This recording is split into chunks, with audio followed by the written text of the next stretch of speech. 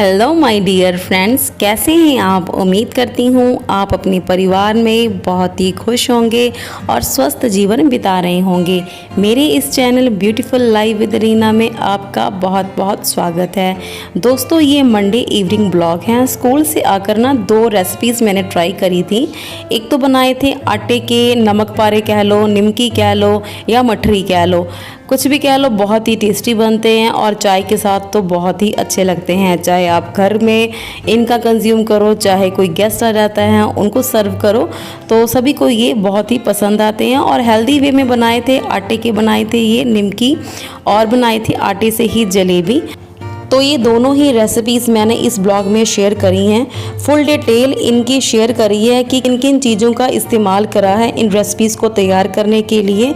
इनका स्क्रीनशॉट मैंने इस ब्लॉग में ऐड कर दिया है ताकि आपको आसानी हो सके और आप इन रेसिपीज़ को बिना किसी टेंशन से बना सको। इसके अलावा लिपन आर्ट वर्क की भी वीडियो क्लिप इसमें ऐड करी है और कौन कौन से मैंने लिपन आर्ट वर्क कंप्लीट कर लिए हैं और कौन से मेरे अभी भी प्रोग्रेस में हैं, तो वो भी मैंने इस ब्लॉग में शेयर करे हुए हैं। तो ब्लॉग की शुरुआत कर रही हूँ इवनिंग टाइम से। टाइम लगभग हो रहा है 4:30 पौने 5 का। तो अभी डिनर बनाने में टाइम है, तो सोचा कि ये दोनों चीज़ें ही बना ली जाएं, तो पहले डिनर बनाने से ये कंप्लीट हो जाएंगी, क्योंकि शाम को तो ज़्यादातर दाल या चावल ही बनाने होते हैं, तो वो जल्दी बन जाते हैं। और यहाँ पर ना मैं ढूंढ रही हूँ मेजरिंग कप्स, क्योंकि अगर जो नॉर्मल रूटीन्स के अलावा जब खाना बनाते हैं ना, अगर फुली मेज़र करके ना बनाया जाए ना, तो वो अच्छे से वो डिश बन के नहीं आती हैं। तो इसीलिए मैं मेजरिंग कप्स और मेजरिंग स्पून्स का इस्तेमाल करती हूँ। तो यहाँ पर मैंने ले लिया है 3 कप आटा। इसको चम्मच से ना दबा दबा कर ले रही हूँ, क्योंकि कई बार ये होता है कि हम ऐसे ही इसको भर लेते हैं और स्पेस रह जाती हैं, तो इसीलिए चम्मच इसको दबा दबा कर 3 कप गेहूं का आटा ले रही हूँ। इसके अलावा इसमें ऐड करूँगी 1/3 कप सूजी, हाफ़ टी स्पून अजवाइन, हाफ़ टी स्पून कलौंजी जिसको मंगरेला भी कहा जाता है और नाइजिला सीड्स भी कहा जाता है ब्लैक कलर के, और हाफ़ टी स्पून नमक। मैंने यहाँ पर हाफ़ टी स्पून ही नमक ऐड किया है। उसका कारण है कि ज़्यादातर हम लोग नमक इतना तेज़ नहीं खाते हैं। तो पहले इन चीज़ों को ऐड करके ना थोड़ा सा मोन लगा लूँ, क्योंकि ये निमकी बनानी है मुझे खस्ता वाली, तो इसको ऐसे मोन लगाती हूँ ताकि मतलब आटे की हर एक दाने पर इसकी जो तेल की ना कोटिंग चढ़ जाती है। यहाँ पर मैं कप्स दिखा रही हूँ आपको, ये 4 तरह के कप्स है। इसमें 1/3 है, हाफ है, फुल कप है और 1/4 कप है। तो मेज़र करके मैंने 1/4 कप इसमें ऐड कर दिया है। नॉर्मल रिफाइंड ऑयल का इस्तेमाल करा है। हमारे घर में ज़्यादातर राइस ब्रान ऑयल का इस्तेमाल किया जाता है। तो इसको अच्छे से मसल लूँगी ताकि आटे की हर एक कोटिंग पर तेल की परत चढ़ जाए, ताकि ये अच्छे से खस्ता बन जाए। तो सूजी आपको यहाँ पर नहीं दिखा होगा कि सूजी नहीं ऐड करी, तो मैंने आगे वीडियो में सूजी ऐड कर दी है। इसको और टेस्टी बना लें, क्योंकि ये आटे की बना रही हूँ ना, तो इसमें मैंने अमूल चीज़ की ये 2 क्यूब्स ऐड करी हैं। 2 क्यूब्स इसलिए ऐड करी, ज़्यादातर मैं 2 क्यूब्स ही ऐड करती हूँ, क्योंकि छोटी पैकिंग आती है ना इसकी। लेकिन जब स्टोर पर ख़रीदने गई थी तो ये बड़ा वाला ब्रिक ही मुझे मिला था, तो मैंने अंदाजे से जितना मैं 2 क्यूब का इसमें ग्रेट करती हूँ ना, उतना ही इसमें मैंने तोड़ के इसमें ग्रेट करके डाल दिया था। तो इससे और टेस्टी बन जाएंगी। वैसे अगर ना भी डाला जाए तो टेस्टी तो बनती है, अगर इसको ऐड कर दिया जाएगा टेस्ट इसका और इन्हेंस हो जाएगा। तो इसको भी इसमें मिक्स कर लिया, अच्छे से मैश कर लिया है, और पानी बस इसकी क्वांटिटी के मतलब मुताबिक। इसका जो डो लगाना है ना, हार्ड वाला डो लगाऊंगी। अगर खस्ता बनाना है तो हार्ड वाला डो ही लगाना चाहिए, जैसे कि हम समोसे का डो बनाते हैं तो ये मठरी का डो बनाया जाता है, मट्ठी का डो बनाया जाता है, तो वैसे ही इसका डो जो है वो टाइट वाला बनाऊंगी। अगर बहुत ही ना इसका लूज़ आटा मैंने गूँथ लिया या बहुत ही इसका ढीला ढीला आटा गूँथ लिया, तो ये ना जब इसको मैं तेल में डालूंगी ना फ्राई करने के लिए, तो ये जैसे पूरियों की तरह फूल के आ जाएगा, तो खस्ता वाली एक मठरी बन के निमकी बन के नहीं तैयार होगी। इसीलिए इसको मैं थोड़ा थोड़ा पानी ऐड करके ही इसको टाइट वाला डो लगा रही हूँ। हाथों से अच्छे से मसलती जाऊँगी। मैदा तो ये है नहीं है, जल्दी ही इसका जो डो तैयार हो जाता है। मैदे को गूँथने में बहुत ज़्यादा टाइम लगता है, और मैदे को जितना अच्छे से गूँथा जाए, जितना अच्छे से उसको मसला जाए ना, उससे जो भी डिश तैयार करते हैं वो बहुत अच्छे से बन के रेडी हो जाती है। लेकिन बस इसको अब मैं 10 मिनट के लिए इसको रेस्ट पे रख दूँगी, क्योंकि इसमें सूजी ऐड करी है ना, तो सूजी ताकि फूल जाए, अच्छे से बन जाए। इसके अलावा अब मैं बनाने लगी हूँ आटे की जलेबी। तो इसका भी मैंने रेसिपी का स्क्रीनशॉट व्लॉग में ऐड कर दिया है। 1 कप वही वाला सेम वाला कप लूँगी गेहूं का आटा और इसमें ऐड किया है इसको, क्योंकि इंस्टेंट जलेबी बनानी है ना, तो इसमें ऐड करूँगी 1 पैकेट इनो का। और इसमें 1 टेबलस्पून, 1 टीस्पून नहीं डाला मैंने, 1 टेबलस्पून यहाँ पर देसी घी ऐड कर दिया है और इसको अच्छे से मिक्स करूँगी एक ही डायरेक्शन में। पहले तो मैंने स्पून से ही इसको अच्छे से मिक्स किया था, फिर उसके बाद मैंने ले लिया था विस्कर से बड़ी तेज़ी से इसको अच्छे से ब्लेंडिंग करने लगी हूँ, ताकि इसमें ना बबल्स उठाए, थोड़ा सा ये फ्लफ़ी सा बन जाए। अगर फ्लफ़ी नहीं बनेगा तो जलेबी अच्छे से फ्राई नहीं होगी, और अगर फ्लफ़ी नहीं होगी, फ्राई नहीं होगी अच्छे से, तो जो शुगर सिरप तैयार करूँगी और चाशनी बनाऊँगी तो वो इसके अंदर अच्छे से अब्जॉर्ब नहीं कर पाएगी। तो ये बबल्स इस लेयर पर दिख रहे हैं, इससे पता चल रहा है कि जलेबी का ये बैटर तैयार हो गया। बस 3 चीज़ इसमें मैंने ऐड करी हैं, 1 कप गेहूं का आटा, 1 पैकेट इनो और 1 टेबलस्पून देसी घी। बस इसके बाद अब मैं ले लिया जी पाइपिंग बैग। इसकी भी मैंने आपके साथ जो वीडियो शेयर करी थी कि जब मैंने बर्तन ख़रीदे थे ना, तो ये वाला पैकेट भी ख़रीद के लेकर आई थी। 25 रुपीज़ के 25 पीसेस मुझे मिले थे। एक बड़े वाले गिलास में मैंने इस पाइपिंग बैग को रख दिया और उसमें सारा ही बैटर, एक कप आटे से अगर जलेबी तैयार कर रहे हैं ना, तो इसी से 1 कप पाइपिंग बैग में एक बार में ही ये पूरा अच्छे से भर जाएगा। तो बस इतना ही मुझे बनानी है जलेबी। तो लगभग 1 किलो जलेबी, तो अगर इसको अच्छे से मेज़र किया जाए ना, तो 1 किलो जलेबी ये बन जाती है और हेल्दी जलेबी है। हाँ, अगर मैं गुड़ की चाशनी बना लेती तो और ज़्यादा ये हेल्दी बन जाता, लेकिन गुड़ जितना इसके लिए चाहिए था ना जलेबी के लिए, मेरे पास पूरा नहीं था, तो इसीलिए मुझे चीनी की चाशनी बनानी पड़ी।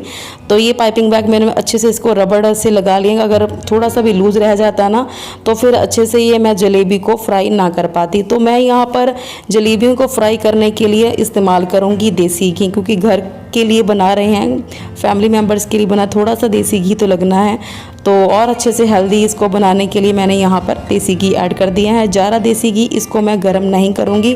वैसे भी देसी घी का जो स्मोकिंग पॉइंट है वो बहुत लो होता है, मतलब कि अगर इसको हम गर्म करते हैं ना, तो ये बहुत ही जल्दी ही गर्म हो जाता है। थोड़े ही टेम्परेचर पर ही इसका स्मोक निकलने लग जाता है, तो वो हमको चाहिए नहीं तो फिर जो भी डिश तैयार करते हैं ना, उसमें धुएँ का टेस्ट आने लग जाता है। शुगर सिरप के लिए बस सेम वाला कप, 1 कप चीनी और 1 कप पानी, दोनों की क्वांटिटी मैंने सेम रखी है। और 2 छोटी इलायची छील कर इसको गैस पर चढ़ा दिया पकने के लिए। इसकी बस चाशनी बनाऊंगी चिपचिपी वाली, कोई तार नहीं बनाऊंगी, 1 तार 2 तार कोई चाशनी नहीं ऐसी मुझे चाहिए। बस ऐसी चाशनी चाहिए जिसको मतलब कि ना मैं टच करूं और चिपचिप करे, बस चिपचिपाहट वाली। बस इसको गोल गोल घुमाया, शेप पे मत जाइएगा। तो खाने में बहुत टेस्टी बनी थी, गोल गोल घुमाया, बस जलेबी बन के तैयार हो गई थी। और यहाँ पर ये है कि अगर बड़ी वाली कढ़ाई होती तो एक बार में ही मैं 4 से 5 या 6 वाली जलेबियाँ डालती। मैंने ट्राई भी करी थी कि 5 जलेबियाँ इसमें मैं डाल दूँ, फ्राई कर लूँ, पर मुझसे हो नहीं पाया था, एक छोटी ही जलेबी बन के रह गई थी। तो और 1 चम्मच से ना देसी घी उनके ऊपर भी डाल रही हूँ, ताकि ऊपर से भी जो लेयर है ना अच्छे से पक जाए। नहीं तो ये हो जाता है कि नीचे वाली लेयर पक जाती है, ऊपर वाली लेयर रह जाती है। तो बस दोनों तरफ से इसको पलट रही हूँ और बिल्कुल भी किसी भी जलेबी को चम्मच के अलावा पहले मैंने टच बिल्कुल नहीं करा था, नहीं तो फिर वो जलेबी की शेप पहले बिगड़ी हुई है और ख़राब हो जानी थी। दोनों तरफ से इसको पका लिया, ज़्यादा देर पकाना नहीं, क्योंकि आटा भी बहुत जल्दी पक जाता है, मैदे को बल्कि टाइम लगता है। बस दोनों तरफ से बस हल्का गोल्डन जब कलर आ गया तो इनको निकाल लिया। हाँ, यहाँ पर ना मेरे पास जलेबी वाला कलर नहीं था, अगर जलेबी वाला कलर होता तो ये देखने में और अच्छी लगती, प्रॉपर इनकी जो लुक आनी थी ना जलेबी वाली आनी थी, तो वो मेरे पास नहीं है। अब नेक्स्ट टाइम जब ग्रॉसरी की लिस्ट बनाऊंगी तब उसमें ऐड कर दूंगी। तो ऐसे भी देखने में अच्छी लग रही थी। और शुगर सिरप में भी मैंने किसी तरह का कोई भी कलर ऐड नहीं करा था। 3-4 बैच में ये जलेबियाँ बनके तैयार हो गई थी।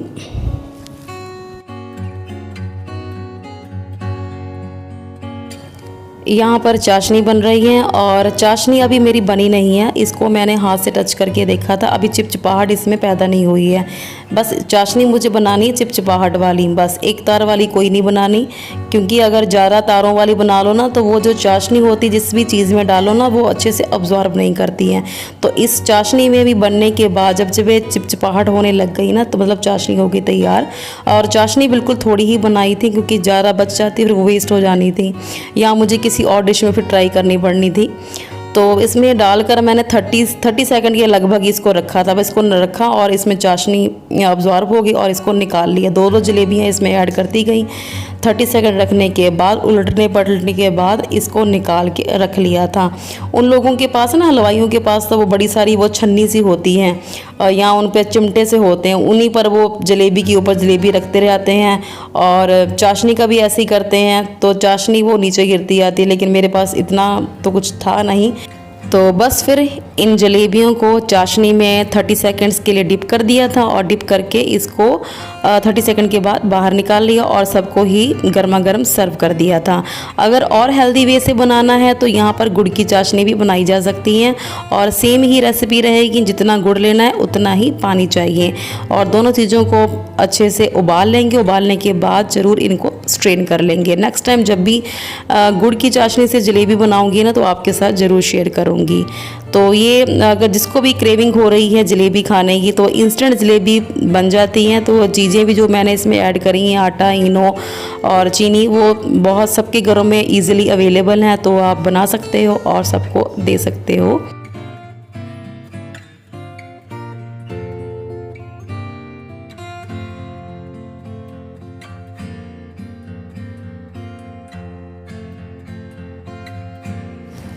तो उसके बाद जी मैं करने लगी हूँ काउंटर को साफ़, क्योंकि जो नमक पारे बनाने हैं ना उसका जो डो है वो चकले और पीढ़े पर तो मुझसे अच्छे से बेला नहीं जाएगा, क्योंकि काफ़ी बड़ा सारा डो बेलना है ना, तो ये स्लैब ही सही रहेगी।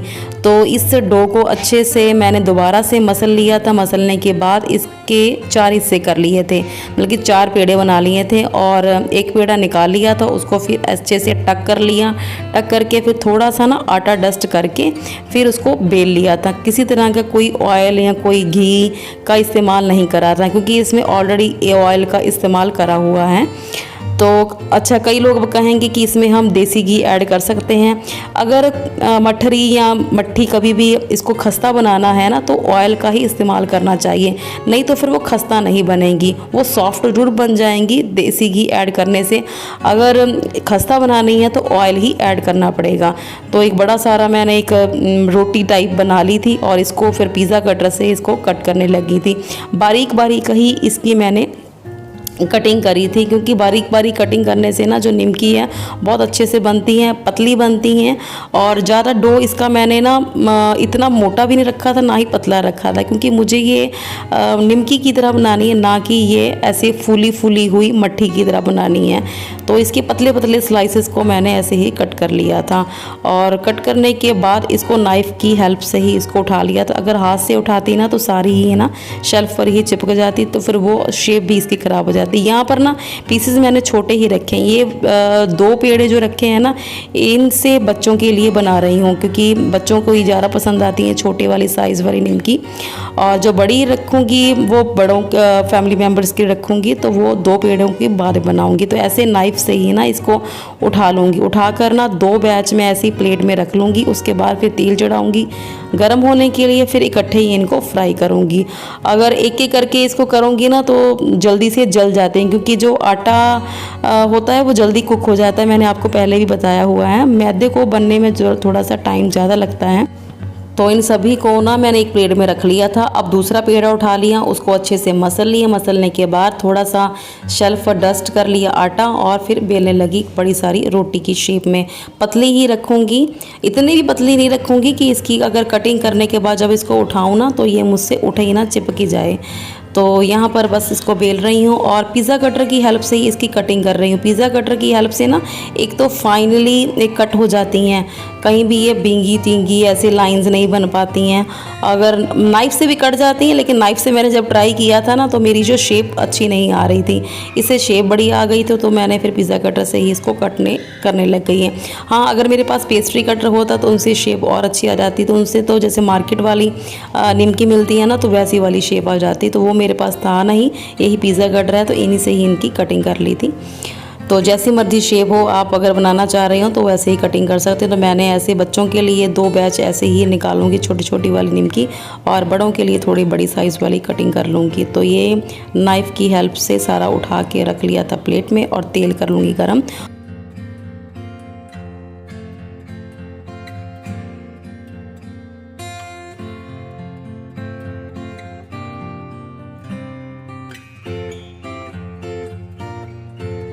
तो जिस भी झारे से या स्पैचुला से हम कुछ भी फ्राई करते हैं ना, उस पे सारा ही इसको रख लेंगे निमकी को, क्योंकि अगर ऐसे दो तीन तीन करके ऐसे डाल लेंगे ना तो ढंग से ये फ्राई नहीं होंगी। तो एक बार तेल को पूरे अच्छे से पूरा तेज़ गर्म कर लेना है। उसके बाद जैसे ही इसको ऐड करना है, ऐड करने के बाद बिल्कुल ही इसकी जो फ्लेम है ना बिल्कुल स्लो कर देनी है, क्योंकि अगर इसको तेज़ फ्लेम पे रखा तो अंदर से कच्ची रह जाएंगी और बाहर से ये पूरी तरह से जल जाएंगी। तो इसको लो फ्लेम पर इसको 2 से 4 मिनट पकाऊंगी। ज़्यादा इसको टाइम लगना नहीं है बनने के लिए। और जैसे ये बन जाए, बन के बस इसको छान कर बाहर निकाल देना है। तो दूसरे स्ट्रेनर पर भी, वो भी नेट वाला ही स्ट्रेनर है, उसमें भी अगर एक्स्ट्रा ऑयल लगा सारा इसमें बाहर स्ट्रेन हो जाएगा। और उसके बाद इनको नैपकिन पेपर में बिछा दूँगी। और जब ठंडे हो जाएंगे सारा कुछ तो उसके बाद फिर इनको किसी भी डब्बे में स्टोर करके रख लूँगी। बिल्कुल भी ये ख़राब नहीं होती हैं। अमूल चीज़ इसमें ऐड करी है, उनसे भी इसकी जो प्रिजर्वनेस है ना बिल्कुल भी ख़राब नहीं होती। ऐसा नहीं कि अगर अमूल चीज़ इसमें ऐड करा है तो ये ख़राब हो जाएंगी। घर के लिए बना रहे हो तो ख़राब होने का तो सवाल ही नहीं, क्योंकि जितनी मर्ज़ी बना लो ये बहुत जल्दी ख़त्म हो जाती हैं। तो ये बड़ा बैच थोड़ा सा बड़ों के लिए निकाल रहा था। और अभी जी रात का टाइम, मैंने आपको बताया था कि जब रात को जितना भी टाइम मिलता है उसमें हम क्राफ्टिंग का काम कर लेते हैं। और ज़्यादा काम क्राफ्टिंग का तो छुट्टी वाले दिन ही लेके बैठते हैं करने के लिए। तो ये क्ले जो आपको दिख रही थी बॉक्स में, ये मैंने घर पर बनाई थी क्ले। तो अगर मुझे लगा कि ये क्ले कामयाब रही तो मैं आपके साथ इसकी रेसिपी भी शेयर करूँगी। जब मैंने इसको यूज़ करा तो एक इंग्रेडिएंट मुझे लग रहा था कि जो मुझे ये थोड़ा सा ना इरिटेट कर रहा था काम करने के लिए, तो नेक्स्ट टाइम ना उसको स्किप करके इसका यूज़ करूँगी। तब आपको इसकी रेसिपी शेयर करूँगी। आप भी बना सकते हो, लिपन आर्ट वर्क कर सकते हो। तो थोड़ा सा मैंने कर लिया, तो उसके बाद फिर फ़ोन मंगाया था रिकॉर्डिंग करने के लिए। तो क्योंकि जो पहले वाली फेविक्रिल वाली जो क्ले का इस्तेमाल करते हैं वो अगर इतना अच्छे नहीं है हम काम में, जैसे कि मैं भी बिगिनर हूँ लिपन आर्ट के लिए, तो ये हो जाता है कि बड़ी कॉस्टली पड़ती हैं। तो ये था कि घर पे ही बना लेते हैं तो लिपन आर्ट वर्क भी अच्छे से कर लेंगे और ज़्यादा महंगा भी काम नहीं पड़ेगा। तो यहाँ पर ना मेरे पास ब्यूटी ब्लेंडर है, इसका मैं इस्तेमाल करती नहीं हूँ कि हाथ से जब इसको प्रेशर दे रही थी ना, रोलिंग कर रही थी तो अनइवन सी आ रही थी, क्योंकि हाथों में प्रेशर में जो फिंगर्स में कहीं वो मोटी सी कहीं पतली सी रह जाती। तो फिर किसी भी स्पॉन्ज वगैरह से का मैं ढूंढ रही थी कि किससे मैं इसको रब करूँ, तो मेरे हाथ में ब्यूटी ब्लेंडर आया था, इसी से ये रब करने लग गई। तो इतना मैंने डिज़ाइन तैयार कर लिया था। तो स्टार्टिंग में मैंने बताया था कि मैंने जितने भी डिज़ाइन चूज़ करे हैं वो सारे ही बहुत इजी वाले सिंपल वाले डिज़ाइन हैं। कई लोग ट्रेस करके भी लिपन आर्ट वर्क कर लेते हैं, लेकिन उसमें मुझे ज़्यादा मुश्किल लग रही, क्योंकि पहले तो एक तरह का मेज़रमेंट लेना पड़ेगा, MDF बोर्ड कितना है, फिर डिज़ाइन चूज़ करना पड़ेगा। इसकी बजाय अगर टेक्निकल तरीके से ही अगर आप डिज़ाइन सीख लो, क्योंकि प्रॉपर मेज़र करके मैं आपको 2-3 वीडियोस में बताऊंगी कि मैंने कितने कितने सेंटीमीटर से कैसे कैसे ये सारे ही लिपन आर्ट वर्क कर रही हूँ। एक बार ड्रॉ अच्छे से हो जाए ना, कोई भी डिज़ाइन चाहे सिंपल सा ही डिज़ाइन हो, तो वो लिपन आर्ट वर्क करने में बड़ा मज़ा आ जाता है। तो एक बार मैंने अच्छे से डिज़ाइन ड्रॉ कर लिया, उसके बाद फिर क्ले से इनकी अच्छे से मोल्डिंग कर दी थी। अब जो नेक्स्ट प्रोसेस रह जाता है वो होता है इस पर पेंट करने का, तो एंड में हो जाता है मिरर लगाने का। तो अभी टाइम था मेरे पास, उसके बाद मैं खाना खाने लगी। खाने खाने के बाद अच्छा एक डिज़ाइन ये भी बनाया था, पता नहीं वीडियो में अच्छे से कैप्चर नहीं हो पा रहा था, टाइम बहुत लग गया था क्योंकि एग्जैक्ट मेज़रमेंट लेनी थी मुझे और एग्जैक्ट ही बनाना था। बन भी गया था ये, बस थोड़ा सा टाइम ज़्यादा लग गया था, लेकिन बहुत अच्छा गया था। और यहाँ पर टीवी देखते देखते थोड़ी सी मैं यहाँ पर करने लगी हूँ पेंटिंग। पहले तो इसको वाइट पेंट ही करूँगी ताकि इसका बेस अच्छे से बन जाए। जो लास्ट वीडियो में गैसो आपके साथ शेयर करा था वो उसको भी लगा सकते हैं। गैसो से वो प्राइमर की कोटिंग MDF बोर्ड पे इतनी उठ नहीं रही थी, तो मुझे था कि इसकी जो बोर्ड का जो बेस है ना ब्राउनिश वाला, वो बिल्कुल ही ख़त्म करना है। तो मैंने ये जो फेविक्रिल वाले वाइट कलर होते हैं ना, उसी का इस्तेमाल कर लिया था। तो ये 3 बोर्ड हमने तैयार करे थे लिपन आर्ट के। कैसे लगी आप ज़रूर बताना।